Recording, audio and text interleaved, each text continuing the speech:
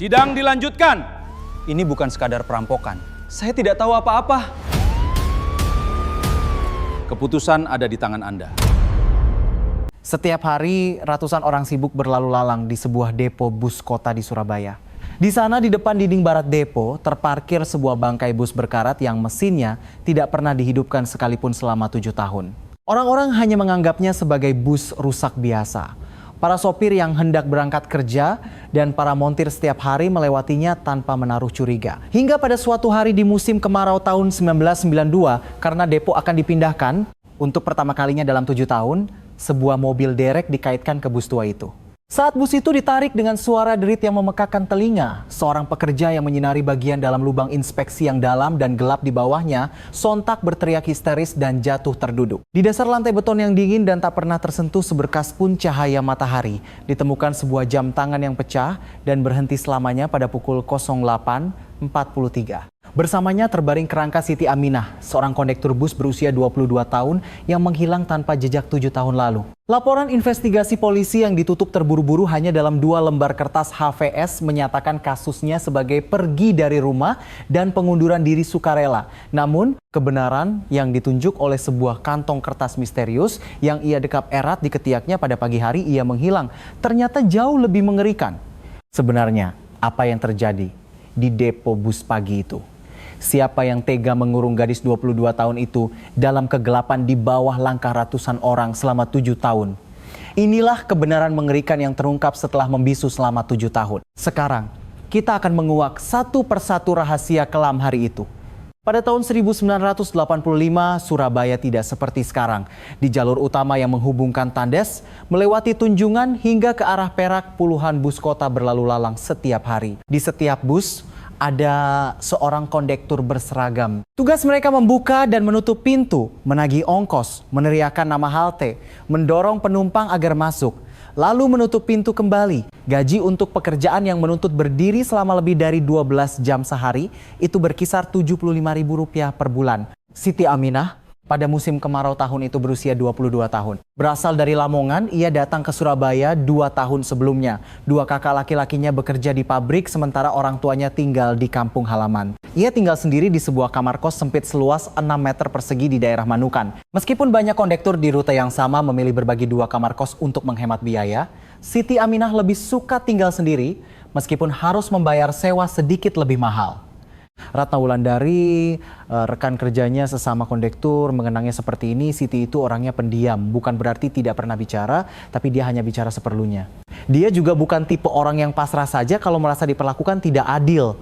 Saya sering melihatnya mencatat dan menghitung sesuatu dengan sangat teliti di buku catatannya. Buku catatan itu kelak akan menjadi titik terang dalam penyelidikan.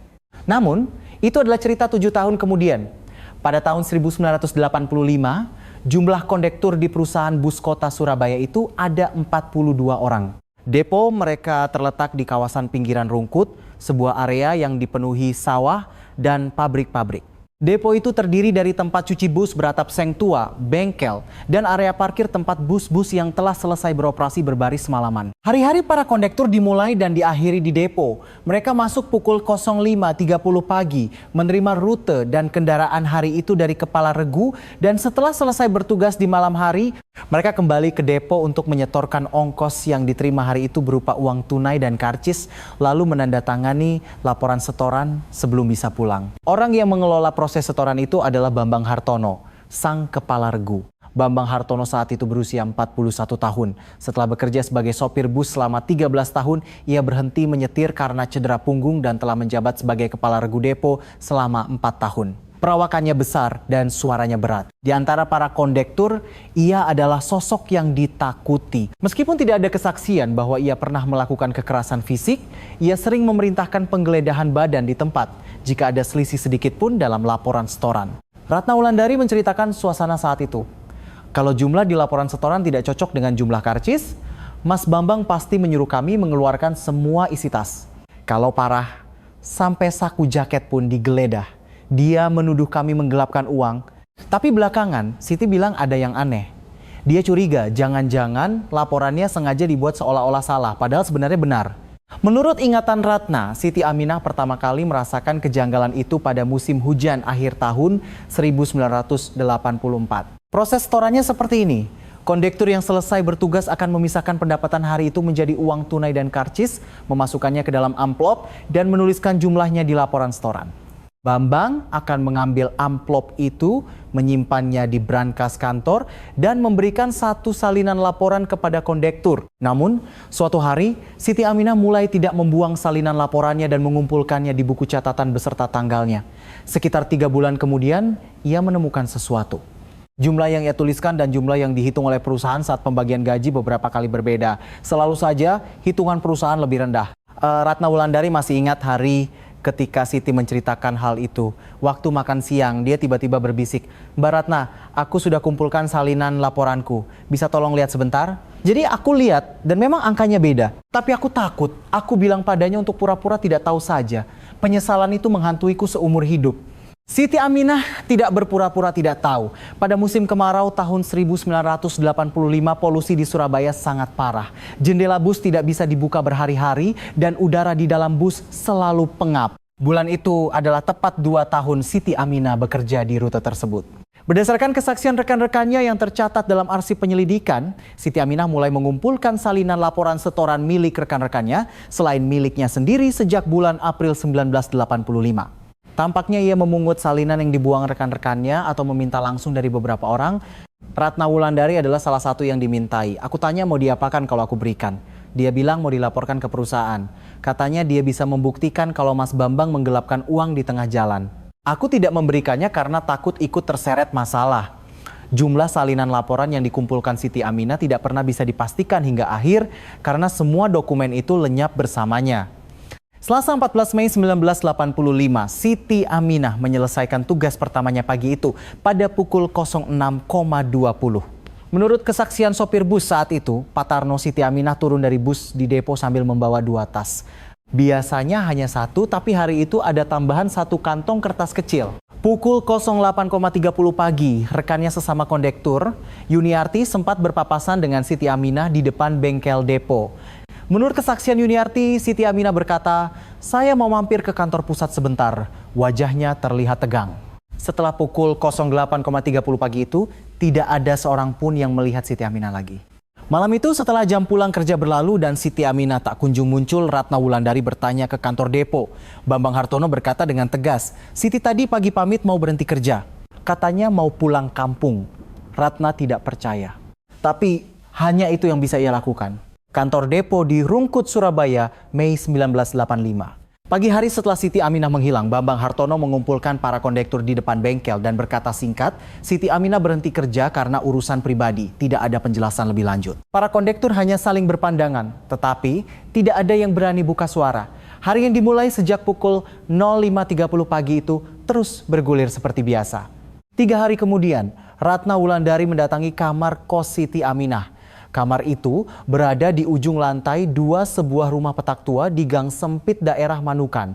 Menurut ibu pemilik kos, Siti Aminah tidak pernah menghubunginya untuk meminta uang jaminan kembali dan tidak pernah datang untuk mengambil barang-barangnya. Di dalam kamar, selimut masih terlipat, peralatan mandi masih utuh, dan sebuah radio tergeletak di dekat jendela. Itu bukanlah kamar seseorang yang pergi untuk pulang kampung. Ratna Wulandari pergi ke kantor polisi. Menurut catatan penyelidikan Polsek Rungkut saat itu, Ratna Wulandari melaporkan kehilangan pada 17 Mei 1985. Petugas yang bertanggung jawab mengirim seorang sersan ke depo untuk mewawancarai Bambang Hartono. Bambang mengulangi perkataan yang sama. Siti Aminah mengundurkan diri secara sukarela dan pergi. Ia tidak tahu di mana kampung halamannya. Tidak ada catatan lain yang berarti dalam arsip penyelidikan itu, hanya laporan kehilangan, 1 lembar catatan wawancara, dan stempel kasus ditutup. 2 lembar kertas HVS adalah keseluruhan dari penyelidikan itu.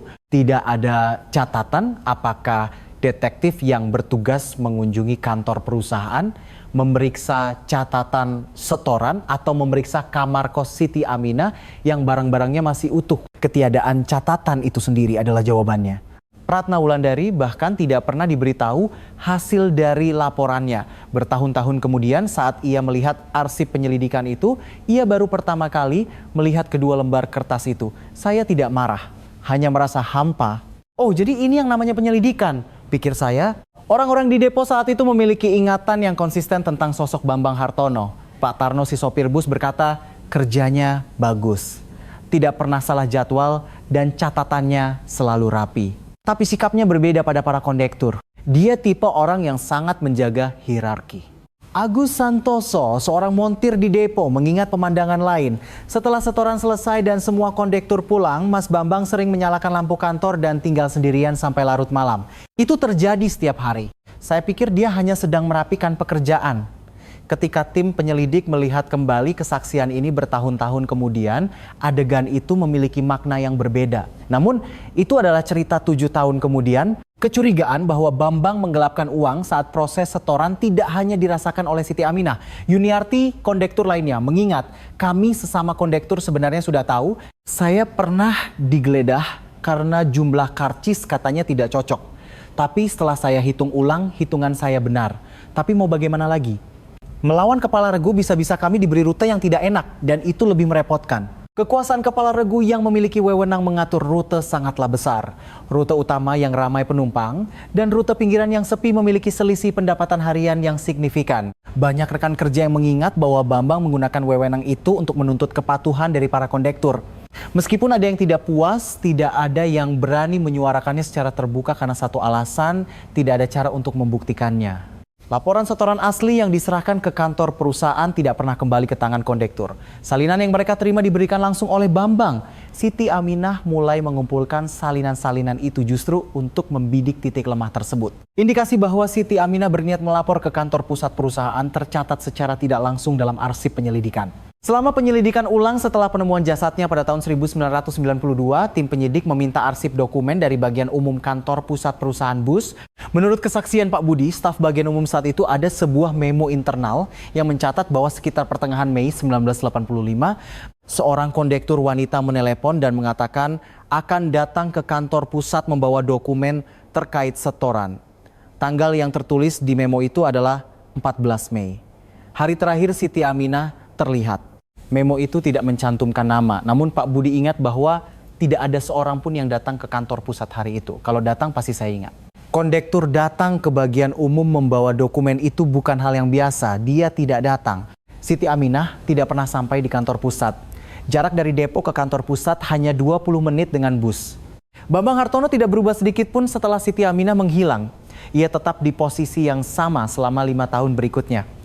Mengelola setoran, menentukan jadwal, dan duduk di kantor dengan lampu menyala hingga larut malam. Kisah Siti Aminah perlahan memudar dari depo. Para kondektur baru tidak mengenal namanya. Sementara itu, di salah satu sudut depo, bus-bus yang sudah tidak layak pakai mulai menumpuk. Ada yang mesinnya rusak, ada yang bodinya ringsek parah, ada yang surat-surat penghapusannya sudah terbit tetapi jadwal penarikannya belum ditentukan. Salah satunya adalah sebuah bus yang terparkir diam di atas lubang inspeksi beton tepat di depan dinding barat depo. Nomor bus itu adalah L2512XY. Tidak ada yang mengingat bus itu secara khusus. Ada banyak bus lain yang menunggu untuk dirucat. Dan bus itu hanyalah salah satunya. Setiap hari ratusan orang melewatinya. Para sopir yang berangkat kerja, para kondektur, para montir. Setiap pagi, setiap malam selama 7 tahun. Selasa, 14 Mei 1985. Pagi di Surabaya dimulai dengan udara yang panas dan berdebu. Menurut catatan BMKG, suhu tertinggi hari itu di Surabaya adalah 32 derajat Celcius.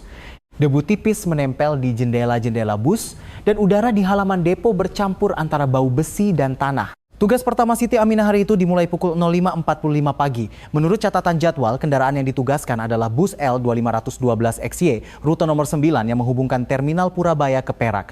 Menurut catatan jadwal dan laporan perjalanan, bus L2512XY berangkat dari depo pada pukul 05.45 pagi.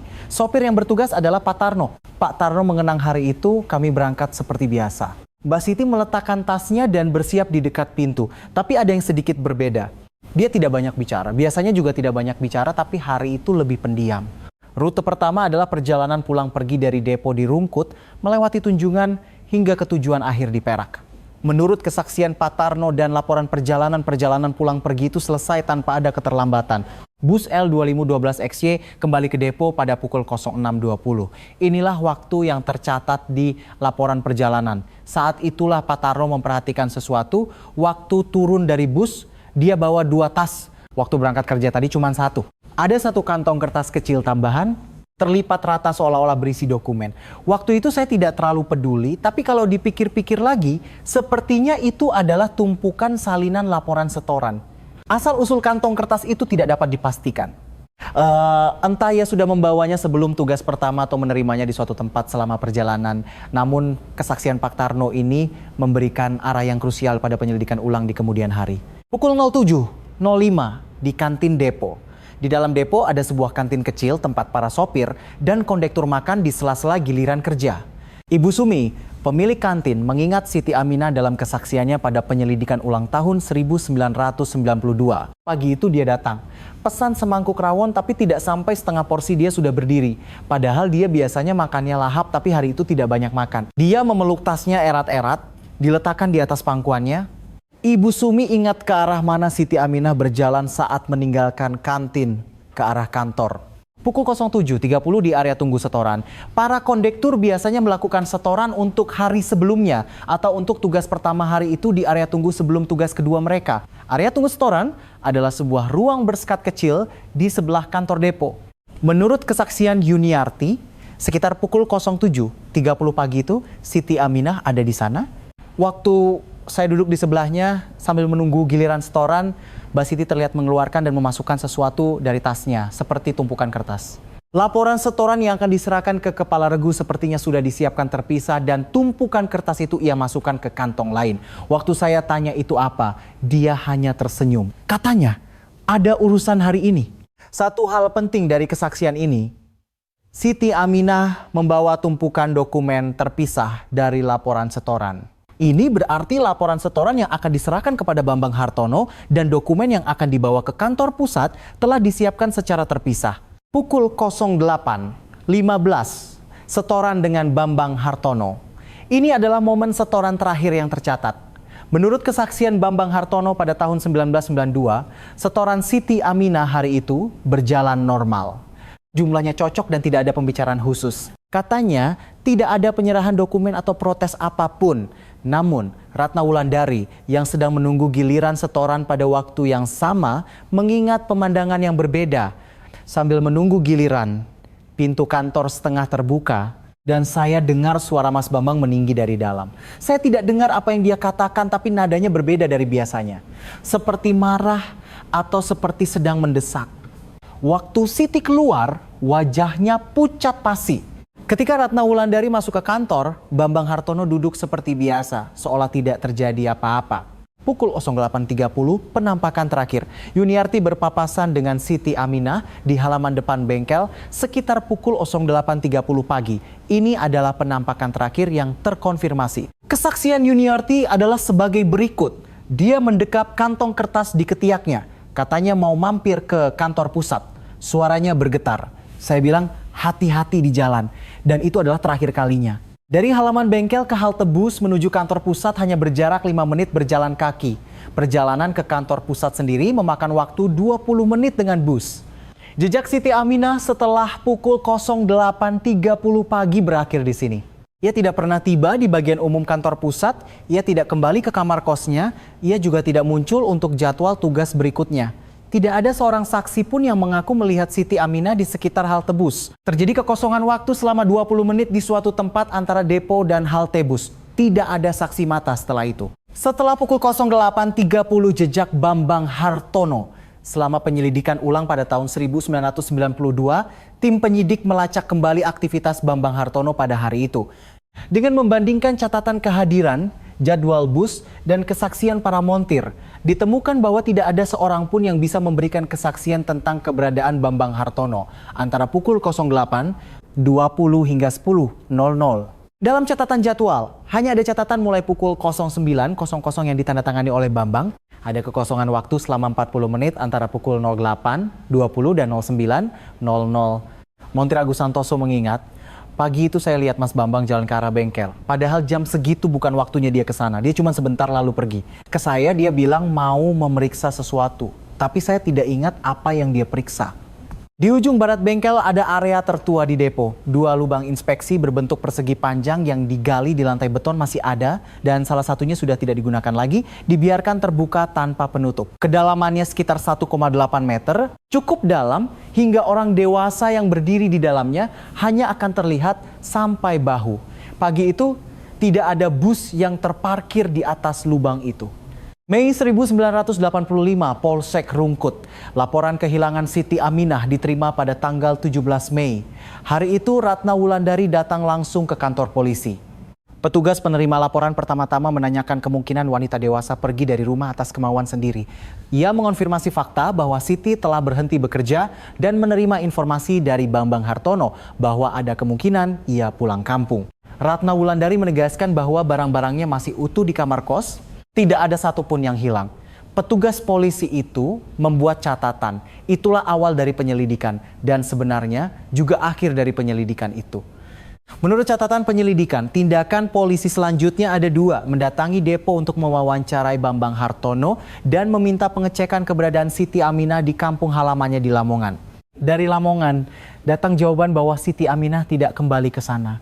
Hasil wawancara dengan Bambang dicatat dalam satu baris. Mengundurkan diri secara sukarela, keberadaan tidak diketahui, tidak ada keterangan tambahan.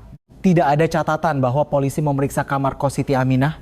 Tidak ada catatan bahwa mereka memeriksa catatan setoran. Tidak ada catatan bahwa mereka menghubungi bagian umum kantor pusat. Pak Tarno, Yuniarti, dan Ibu Sumi mengatakan bahwa mereka tidak pernah dihubungi oleh polisi saat itu. Total arsip penyelidikan hanya terdiri dari 2 lembar kertas HVS. Orang-orang yang mengetahui kondisi Satuan Reserse Kriminal Polsek Rungkut saat itu menjelaskan situasi era tersebut. Pada pertengahan tahun 80-an, Surabaya sebagai kota industri sering mengalami perselisihan buruh dan unjuk rasa yang menyita sebagian besar tenaga kepolisian. Tenaga di tim reserse kriminal selalu kurang sementara laporan kasus sangat banyak. Laporan kehilangan wanita dewasa seringkali diklasifikasikan sebagai kasus pergi dari rumah, terlebih jika ada informasi bahwa ia telah berhenti bekerja. Itulah struktur zaman itu. Namun, struktur tidak bisa menjadi pembenaran. Pada tahun 1992, Aibtu Hendra Gunawan dari Satuan Reserse Kriminal Kepolisian Daerah Jawa Timur yang memimpin penyelidikan ulang mengatakan hal ini setelah meninjau catatan penyelidikan awal, ada kesaksian bahwa korban terakhir kali terlihat di dalam depo. Seandainya saja kesaksian itu didalami dengan benar, hasilnya akan berbeda. Tidak ada seorang pun yang melihatnya keluar dari depo, tapi kasusnya ditutup sebagai pergi dari rumah. Ucapannya bukan tuduhan. Itu adalah sebuah kesaksian tentang waktu yang hilang selama 7 tahun. Akhir Mei 1985, depo kembali ke rutinitasnya. Posisi kosong yang ditinggalkan Siti Aminah diisi oleh kondektur baru. Namanya tidak tercatat dalam arsip. Bambang Hartono masih mengisi jadwal bus mengelola setoran dan menyalakan lampu kantornya hingga larut malam. Pagi di depo dimulai pukul 05.30, bus-bus melaju di rutenya dan penumpang naik dan turun. Salinan laporan setoran yang dikumpulkan Siti Aminah tidak pernah ditemukan. 2 bulan kemudian, kamar kosnya diisi oleh penyewa baru. Radionya dibuang oleh ibu pemilik kos. Ratna Wulandari berhenti dari perusahaan bus pada musim gugur tahun itu. Saya tidak tahan lagi. Setiap kali melangkah masuk ke depo itu rasanya aneh. Rasanya seperti ada sesuatu di sana. Saya tidak tahu apa itu, tapi perasaan itu nyata. Ratna Wulandari baru mengetahui apa arti perasaan itu 7 tahun kemudian. Bus L2512XY diparkir di atas lubang inspeksi yang sudah tidak terpakai di depan dinding barat depo pada akhir Mei 1985. Diklasifikasikan sebagai bus yang menunggu untuk dirucat. Kendaraan ini ditempatkan di sudut paling terpencil di area penumpukan depo. Surat-surat penghapusannya diproses pada bulan Juni tahun itu. Namun, jadwal penarikannya tidak kunjung ditentukan. Ada desas-desus tentang masalah kontrak dengan perusahaan derek. Ada pula yang mengatakan hanya karena proses administrasi yang lambat. Tidak ada catatan bahwa Bambang Hartono meminta agar jadwal penarikan ditunda. Yang pasti hanyalah hasilnya bus itu tidak bergerak. 1 tahun berlalu, 2 tahun berlalu. Sopir dan kondektur baru yang masuk ke depo hanya mengetahui bus di sudut barat itu sebagai bangkai bus tua. Letaknya bukan di jalur lalu lalang dan tidak ada urusan apapun di sana. Debu menumpuk, air hujan menggenang lalu mengering, dan karat mulai menggerogoti badannya. Setiap hari ratusan orang melewatinya. Tidak ada yang berhenti. Dari tahun 1985 hingga 1992, 7 tahun adalah waktu yang panjang. Surabaya banyak berubah selama itu. Kawasan industri meluas, kompleks apartemen dibangun dan jalan-jalan dilebarkan. Rute bus kota juga ditata ulang. Pada tahun 1988, sistem kondektur secara resmi dihapuskan. Wanita-wanita berseragam yang berdiri di setiap bus menghilang. Muncul pintu otomatis dan kotak uang. Bus berubah, tetapi rutenya tetap sama. Penumpang masih naik dan turun di halte yang sama. Orang yang mengingat Siti Aminah semakin sedikit. Ratna Wulandari setelah berhenti dari perusahaan bus pada musim gugur 1985, bekerja di sebuah pabrik garmen di Sidoarjo. Ia menikah, punya anak, dan membangun rumah tangga. Namun, setiap kali bulan Mei tiba, ia teringat pada Siti Aminah.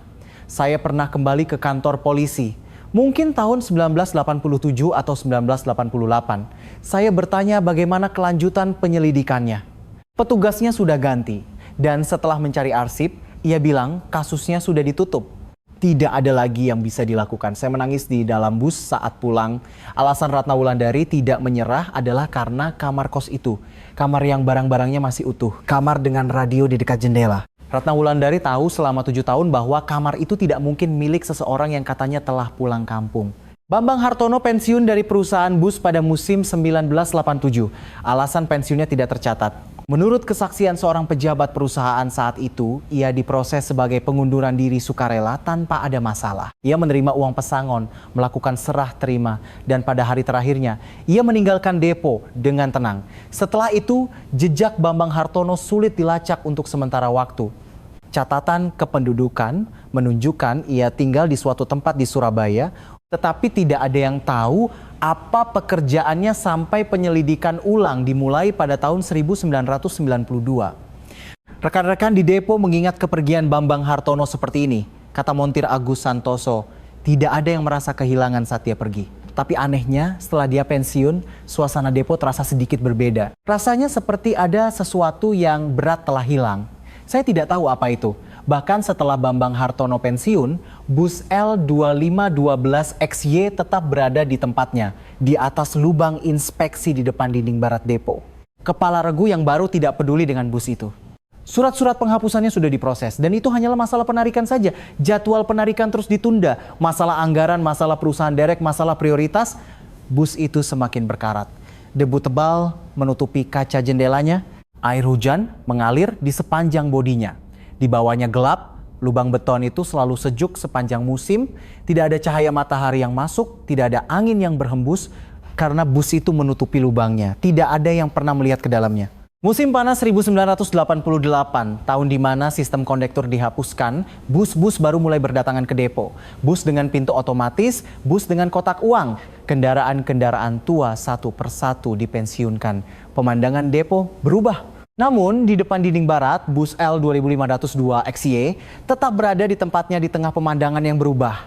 Sopir-sopir baru hanya menganggap bus itu sebagai tumpukan besi tua. Seperti halnya barang-barang lama, karena sudah terlalu lama di sana, justru tidak ada yang memperhatikannya. Seorang staf manajemen depo, Bapak Omar, mengatakan hal ini kepada tim penyidik pada tahun 1992. Bus itu, sejak saya datang ke sini tahun 89, bus itu sudah ada di sana. Saya pikir memang sudah dari sananya begitu.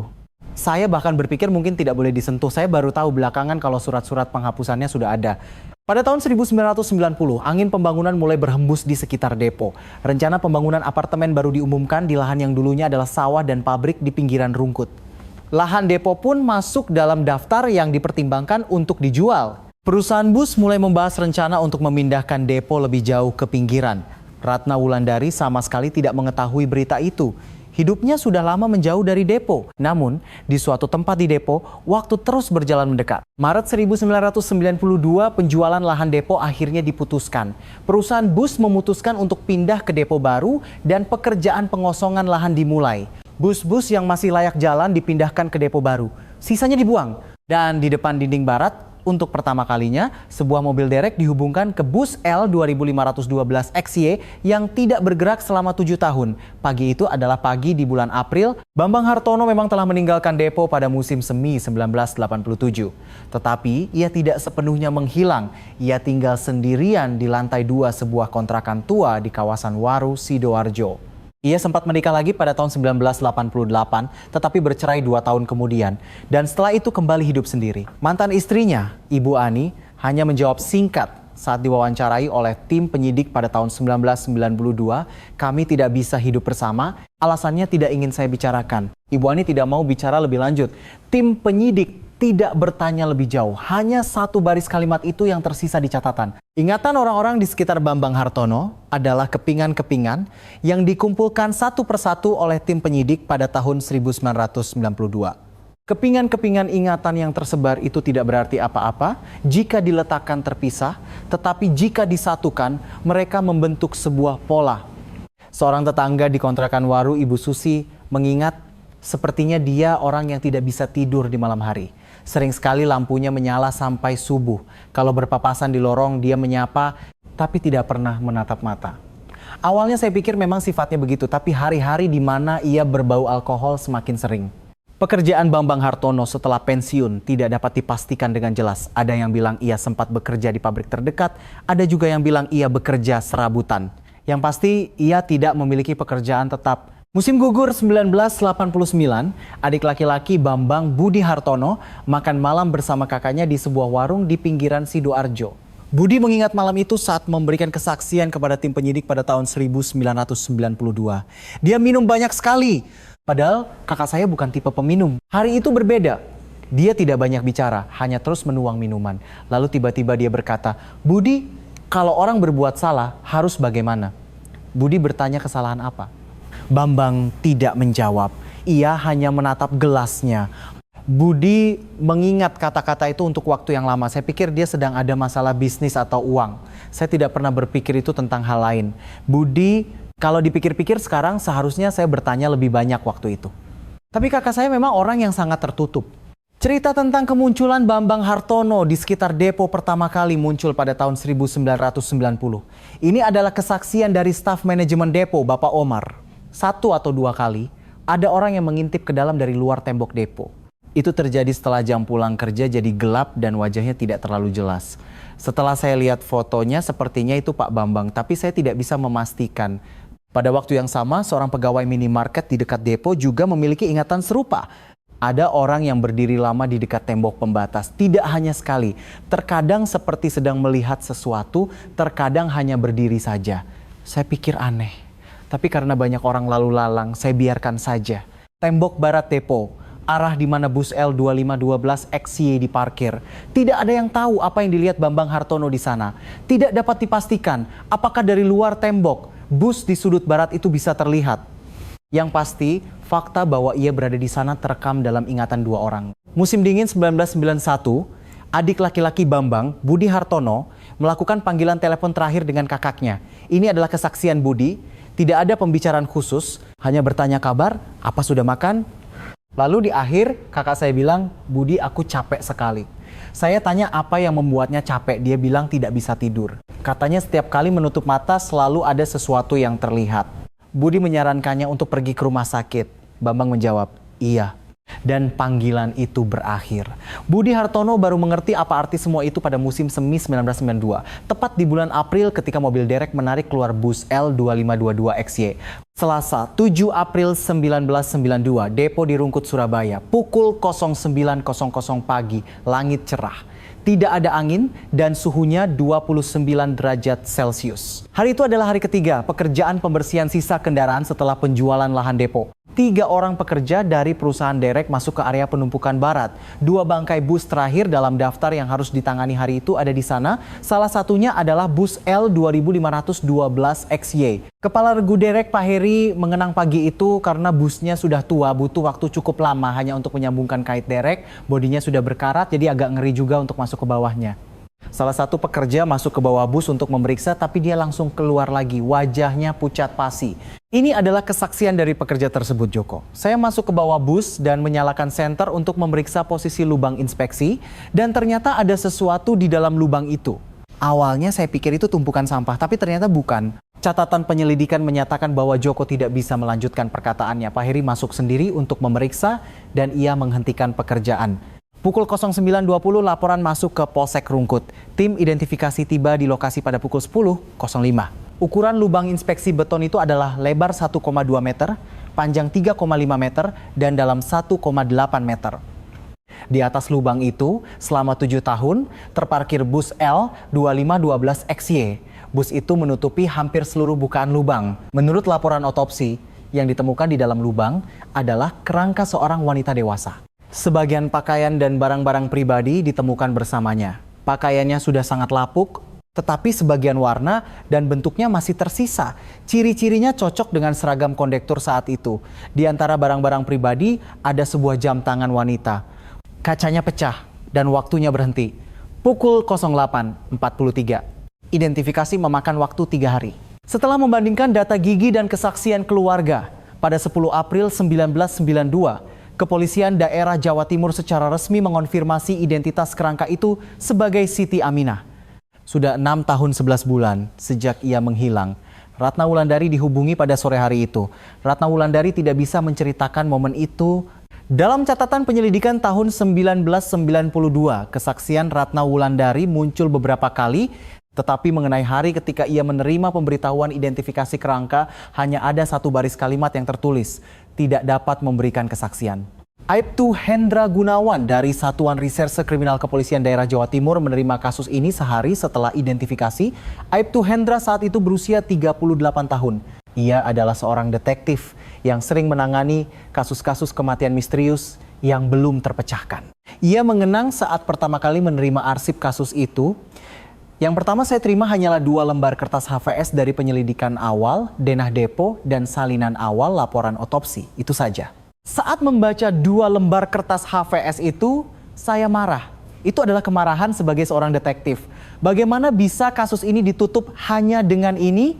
Sore itu, Aibtu Hendra mendatangi lokasi depo secara langsung. Depo yang akan segera dibongkar itu sudah setengah kosong. Di lubang inspeksi di depan dinding barat, terpasang garis polisi dan bus L2512XY telah ditarik ke samping lubang. Bus itu diamankan sementara sebagai barang bukti sebelum dihubungkan ke mobil derek. Aibtu Hendra berjalan mengelilingi bus itu sekali, lalu ia menatap ke dalam lubang. Dalam sekali, gelap. Kalau bus ada di atasnya, lubang itu akan tertutup sepenuhnya. Suara tidak akan keluar, bau tidak akan tercium. Fakta bahwa tidak ada yang tahu selama 7 tahun itu bukan hal yang aneh. Strukturnya memang tidak memungkinkan untuk ditemukan. Saat meninggalkan depo, Aibtu Hendra bertanya satu hal terakhir kepada Kepala Regu Derek, Pak Heri. Berapa banyak orang yang setiap hari melewati bus ini? Pak Heri berpikir sejenak lalu menjawab, kalau sedang ramai bisa 200,300 orang sehari. Aibtu Hendra tidak berkata apa-apa. Ia hanya mencatat angka itu di buku catatannya. Setiap hari, ratusan orang melewati bus itu. Selama 7 tahun, tidak ada yang berhenti. Tidak ada alasan untuk berhenti karena itu hanyalah sebuah bus tua biasa. Tujuan pertama penyelidikan Aibtu Hendra hanya satu, menemukan Bambang Hartono. Alamat Bambang teridentifikasi dari catatan kependudukan. Lantai 2 sebuah kontrakan di Waru, Sidoarjo. Aibtu Hendra mendatangi alamat itu pada pagi hari tanggal 13 April 1992. Lorong kontrakan itu sempit dan gelap. Di depan pintu kamar paling ujung di lantai 2, Aibtu Hendra mengetuk. Sekali 2 kali, terdengar suara dari dalam, suara langkah yang pelan, lalu hening yang panjang, pintu terbuka. Aibtu Hendra mencatat kesan pertamanya tentang Bambang Hartono dalam jurnal penyelidikannya. Terlihat tua, 10 tahun lebih tua dari usianya. Bambang Hartono saat itu berusia 48 tahun. Wawancara pertama dilakukan di ruang tamu kontrakan di lantai 2. Itu bukan panggilan resmi, melainkan permintaan untuk ikut secara sukarela.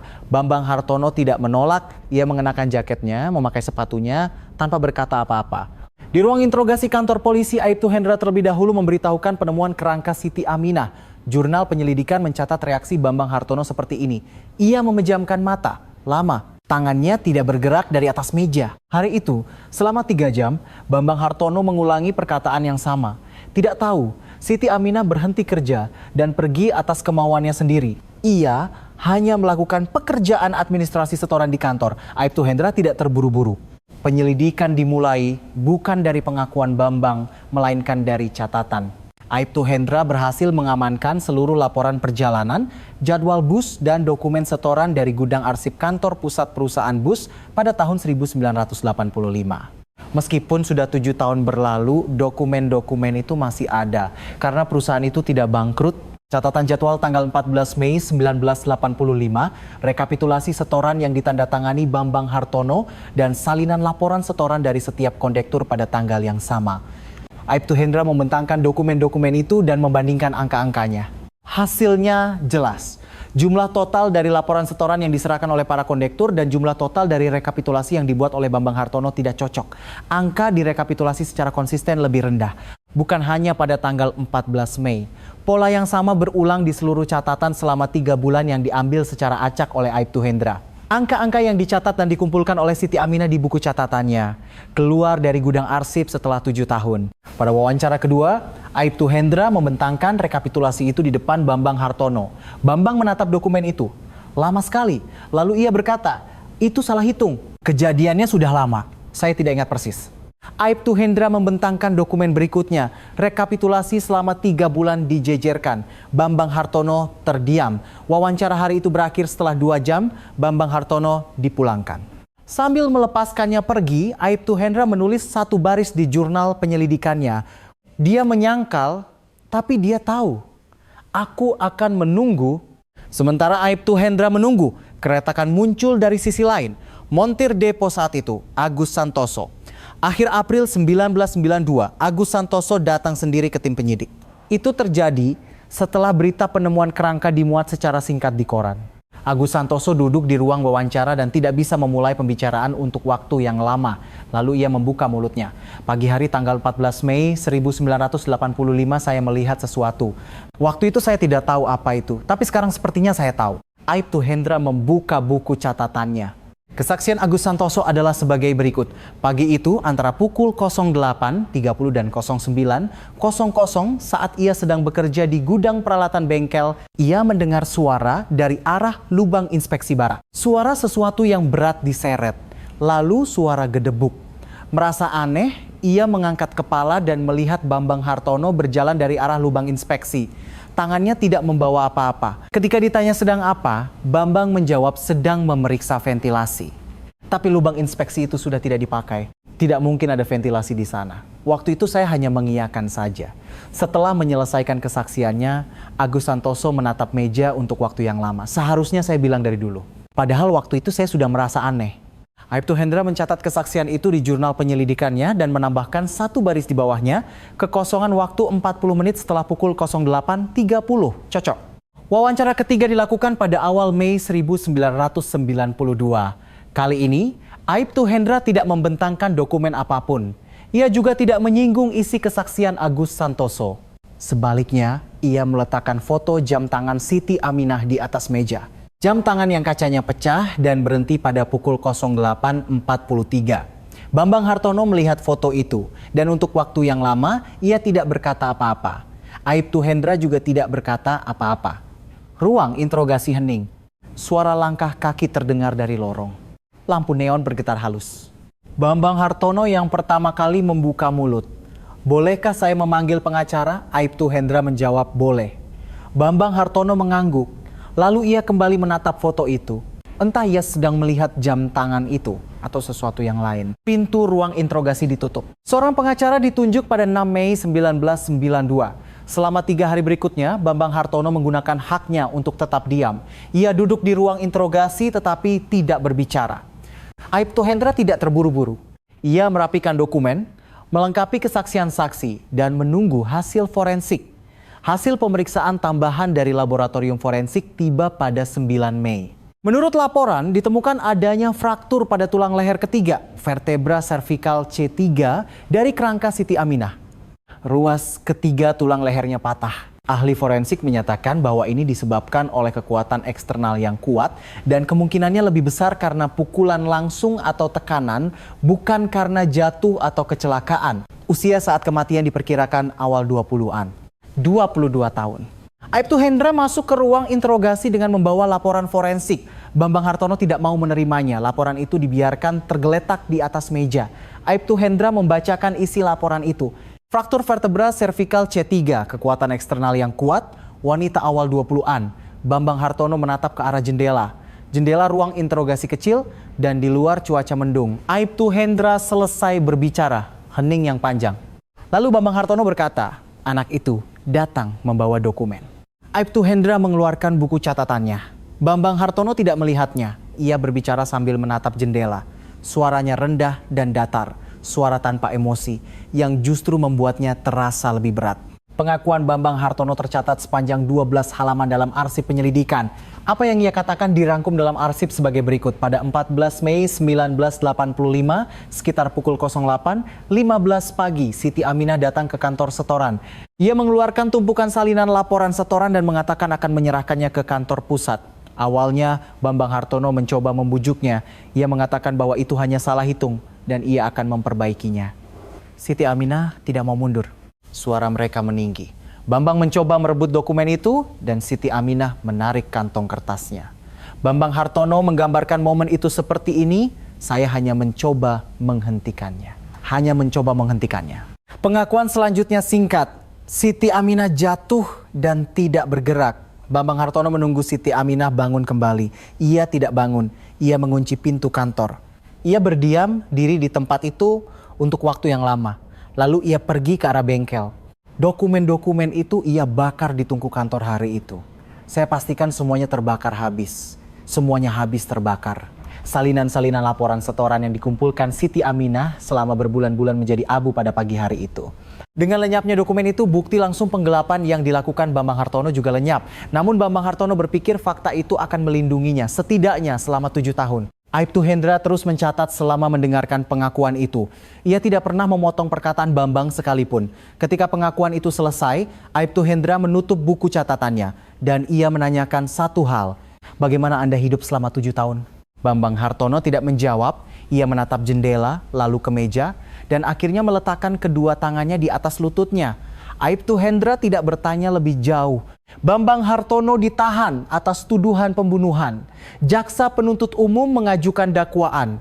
Persidangan dimulai dan selama persidangan berlangsung, satu fakta terkonfirmasi. Berdasarkan tanggal perkiraan kematian Siti Aminah pada 14 Mei 1985, masa kedaluarsa untuk tindak pidana pembunuhan menurut hukum yang berlaku saat itu adalah 15 tahun.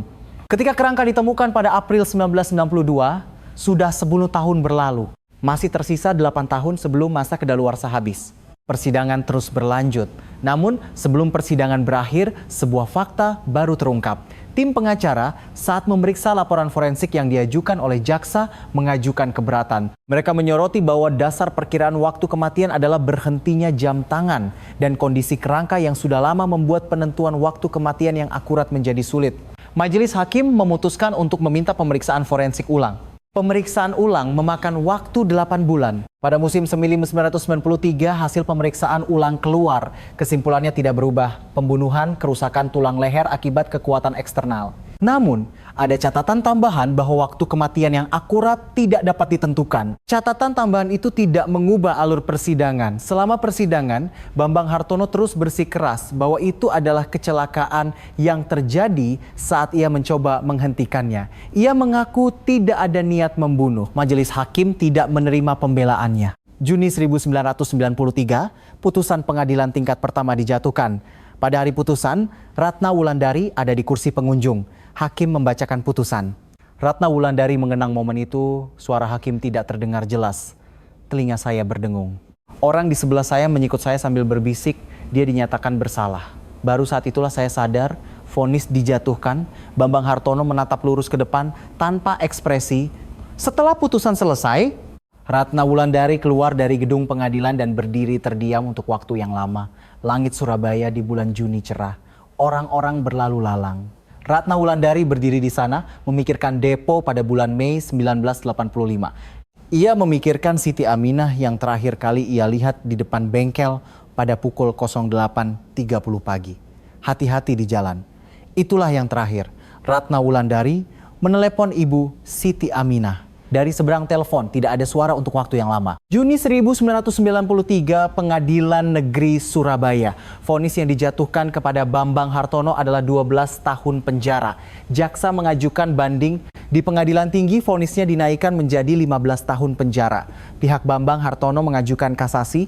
Mahkamah Agung menguatkan putusan Pengadilan Tinggi. Itu terjadi pada musim semi 1994. Namun, selama persidangan berlangsung dan bahkan setelah putusan final, satu fakta mengganjal di hati keluarga Siti Aminah dan Ratna Wulandari. Bambang Hartono dihukum karena pembunuhan. Tetapi, fakta bahwa ia telah menggelapkan uang setoran para kondektur selama bertahun-tahun, fakta yang coba dibuktikan oleh Siti Aminah dengan mempertaruhkan nyawanya, tidak pernah mendapatkan hukuman terpisah. Dokumen-dokumen telah dibakar. Bambang Hartono mengakui penggelapan tetapi tidak ada bukti.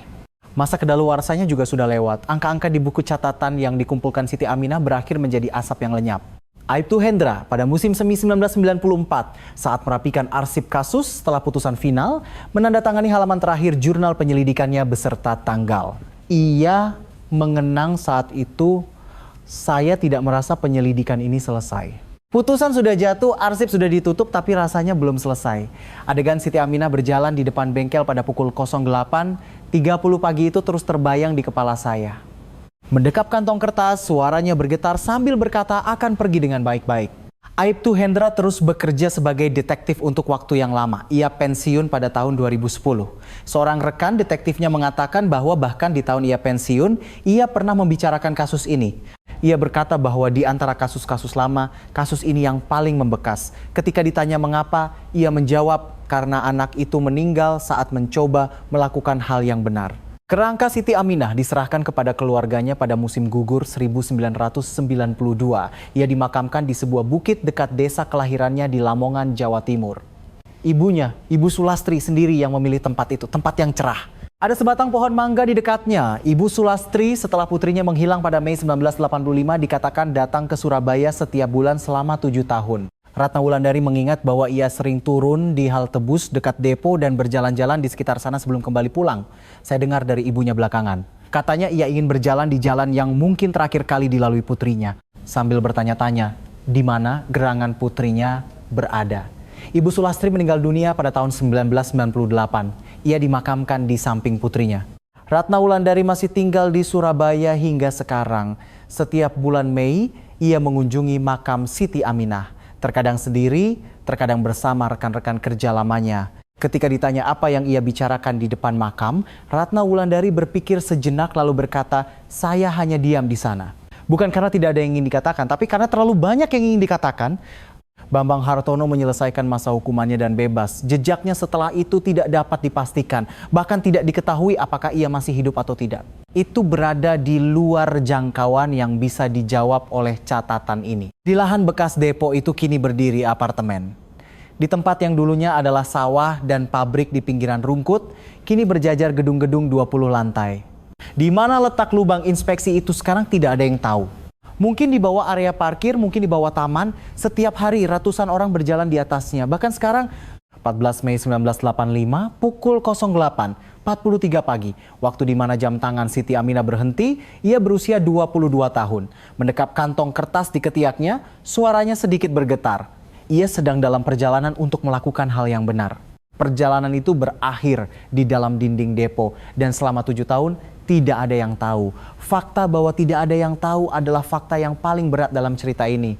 Butuh 7 tahun bagi kebenaran untuk terungkap. Dan selama 7 tahun itu, kebenaran ada di samping bus yang dilewati ratusan orang setiap hari.